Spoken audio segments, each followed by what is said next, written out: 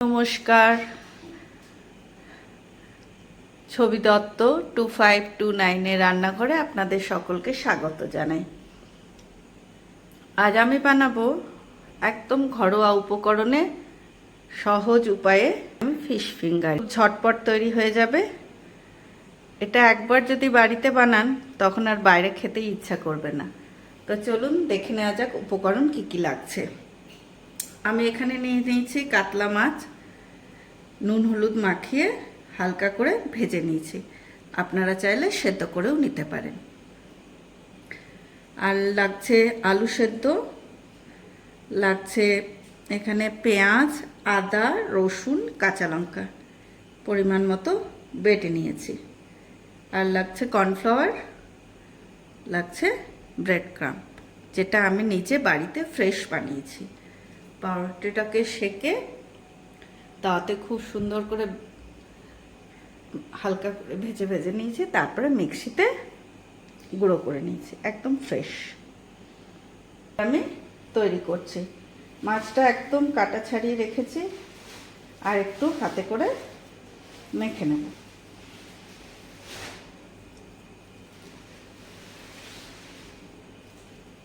আমি নিয়েছি পেটির মাছ, নিলে খুব ভালো হয়।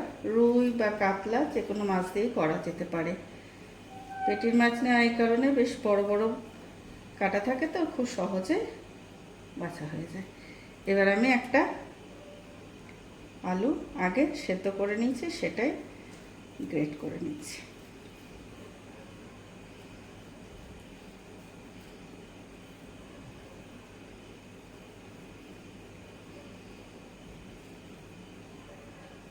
গ্যাস চালিয়ে কড়াই গরম হতে দিয়েছি, সাদা তেল দিয়েছি, তার মধ্যে গরম হোক, তারপরে ধাপে যাচ্ছে। তেলটা গরম হয়ে গেছে। এবার আমি এর মধ্যে দিয়ে দেবো পেঁয়াজ, আদা, কাঁচা লঙ্কা, রসুন বাটাটা।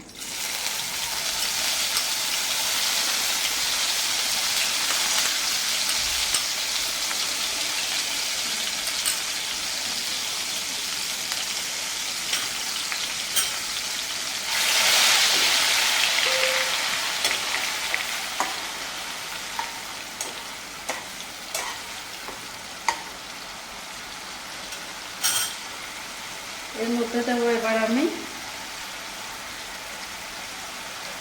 স্বাদ মতো লবণ,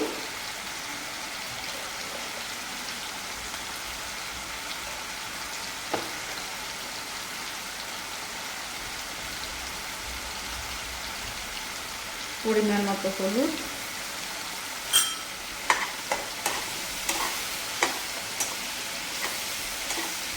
বাটাটাতে তো কাঁচা লঙ্কা দিয়েছি, আর একটু দিচ্ছি শুকনো লঙ্কার গুঁড়ো।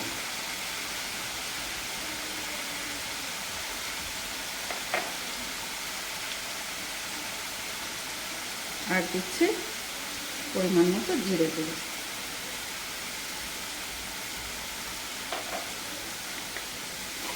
এবার আমি এটা ভেজে নিয়ে ভাজবো।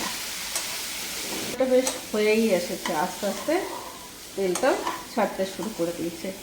এবার আমি যে মাছটা ভেজে রেখেছিলাম বেছে, সেটা আর আলু সেদ্ধটা এর মধ্যে দিয়ে দিলাম।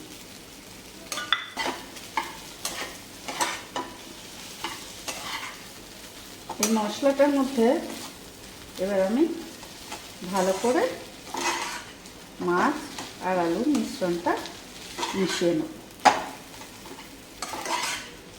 চাইলে একটু গোলমরিচ গুঁড়োও দিতে পারো।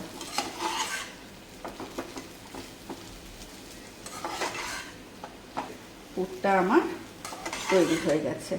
এবার আমি নামিয়ে নেব, একটু ঠান্ডা হলে তারপরে আস্তে আস্তে করব।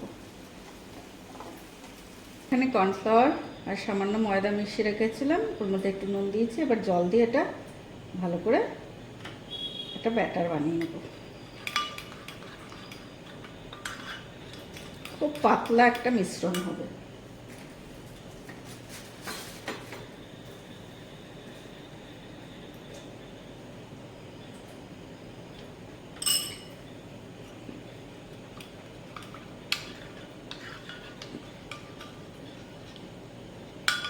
এই যে তৈরি হয়ে গেছে। তোমরা বলো তো তোমাদের সবচেয়ে পছন্দের সস কোনটা? আজ তো আমি একটা সুন্দর টমেটো দিয়ে সস বানিয়ে এটার সাথে পরিবেশন করব। তোমরা আমাকে কমেন্ট করে জানাও। তৈরি হয়ে গেল ব্যাটারটা। এই যে এবার এটাও হালকা গরম আছে কিন্তু হাতে ধরা যাচ্ছে। এই যে এরকম করে বানিয়ে নেব। এরপরে এই গোলাটায় ডুবিয়ে ব্রেড ক্রাম্পের মধ্যে দিয়ে দেবো। সবাই মিলে যখন একসাথে আমরা ভাই বোনরা জড়ো হয় তখন এটা আমি একদিন বানিয়েছিলাম। আমরা সবাই দারুণ মজা করে খেয়েছিলাম। আমি অবশ্য প্রায় সময়ই বানাই, কোনো একটা ছোট্ট ঘটনা তোমাদের সামনে তুলে ধরলাম। এটার একটা মজার ব্যাপার হচ্ছে তোমরা ইচ্ছা করলে ফ্রিজেও রেখে দিতে পারো। 3-4 দিন তো অনায়াসে ব্রেড ক্রাম্পটা মাখিয়ে নেব।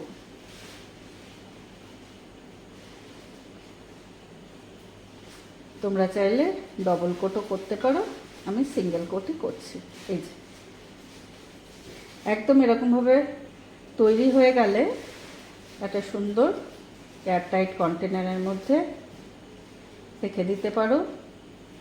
3-4 দিন খুব সুন্দর থেকে যাবে। সন্ধ্যাবেলা স্ন্যাক্স হিসেবে দারুণ লাগে খেতে। একটু স্যালাড, কোনো একটা চাটনি বা সস, সবগুলো তৈরি করে নিয়ে চলে এসেছি। সুন্দর করে ফুলের মতো সাজিয়ে মাঝখানে একটা টমেটো দিই। কেমন লাগছে বলুন তো দেখতে?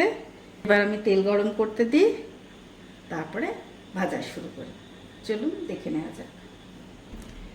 তেল গরম হয়ে গেছে, এবার আমি আস্তে আস্তে ছেড়ে দেবো।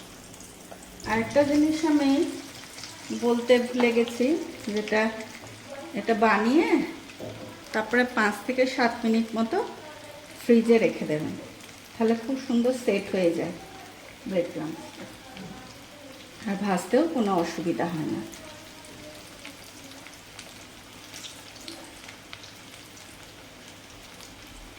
এক পিসটা উঠে গেলে উল্টে দিলাম। বেশি নাড়ানাড়ি করা যাবে না, সুন্দর করেও নিজের মনে ভাজবে। বাদামি ভাজা হয়ে গেলে তুলে নেব। খুব সহজ উপায়ে একদম ঘরোয়া পদ্ধতিতে তৈরি। মোটামুটি মাছ তো আমাদের বাড়িতে রোজই আসে, একদিন সন্ধ্যাবেলায় করে নিতে পারেন। আশা করছি ভালো লাগবে। হয়ে গেছে, এবার আমি তুলে নিচ্ছি। তৈরি হয়ে গেল ফিশ কাটলেট। আমি তার সাথে নিয়ে এসেছি স্যালাড, আর তার সাথে নিয়ে এসেছি চাটনি। এই চাটনিটা আমি শসার মধ্যে সার্ভ করেছি, একটু সুন্দর দেখাবে তাই। চাটনিটা বানিয়েছি কাঁচা টমেটো, রসুন, আদা, কাঁচা লঙ্কা ভালো করে মিক্সিতে পেস্ট করে নিয়েছি। তার মধ্যে দিয়েছি চাট মশলা, একটু লেবুর রস, বিট লবণ, 2-4 দানা চিনি। তৈরি হয়ে গেল চাটনি, আর আমার পুরো খাবারটাও তৈরি হয়ে গেল। আপনারা অবশ্যই একদিন বাড়িতে বানিয়ে দেখুন, আশা করছি ভালো লাগবে। এই ছিল আমার আজকের স্পেশাল রেসিপি। রান্না মানেই ভালোবাসা, আর ভালোবাসা মানেই আমি। অবশ্যই আমার চ্যানেলটি সাবস্ক্রাইব করুন, ছবি দত্ত 2529-এ। আর পরের ভিডিও নিয়ে আসবো আরও কিছু দুর্দান্ত রান্না নিয়ে, তার সাথে কিছু গল্প। তো চলুন গরম গরম খেয়ে নেওয়া যাক।